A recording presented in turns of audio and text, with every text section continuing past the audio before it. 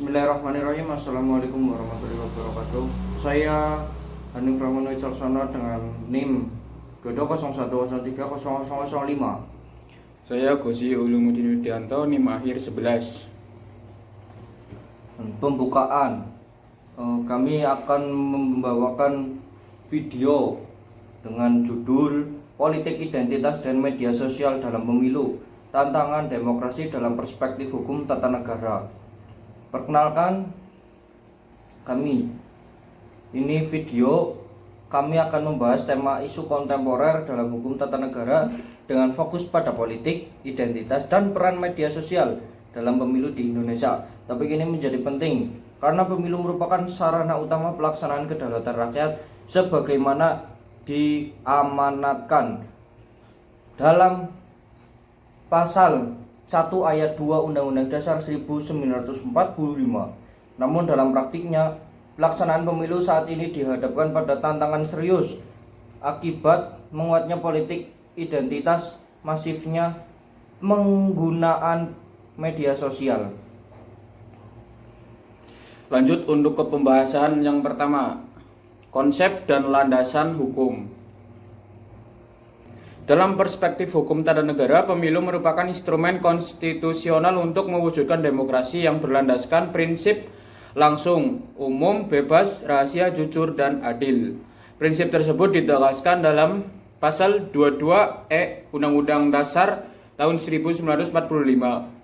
Namun dalam perkembangannya muncul fenomena politik identitas, yaitu strategi politik yang menonjolkan perbedaan suku, agama, ras, maupun golongan tertentu untuk memperoleh dukungan politik. Politik identitas pada dasarnya tidak dilarang, tetapi menjadi bermasalah ketika digunakan untuk memecah belah masyarakat dan mengancam persatuan nasional yang dijamin dalam konstitusi. Selanjutnya, pembahasan kedua yaitu media sosial dan dampaknya. Selain politik identitas, media sosial juga memiliki pengaruh besar dalam proses pemilu. Media sosial menjadi ruang baru bagi kampanye politik yang memungkinkan penyebaran informasi secara cepat dan luas. Di satu sisi, media sosial memperluas partisipasi politik masyarakat. Namun, di sisi lain, media sosial juga rawan disalahgunakan untuk menyebarkan hoaks, ujar kebencian, serta kampanye negatif yang dapat merusak kualitas demokrasi. Kondisi ini menunjukkan bahwa kemajuan teknologi harus diimbangi dengan regulasi yang kuat dan kesadaran hukum masyarakat agar tidak bertentangan dengan prinsip demokrasi dan konstitusi. Bahasan ketiga, contoh kasus dan peran negara. Dalam praktiknya, negara telah berupaya mengatasi persoalan ini melalui berbagai regulasi seperti undang-undang pemilu dan peran lembaga pengawas seperti Bawaslu.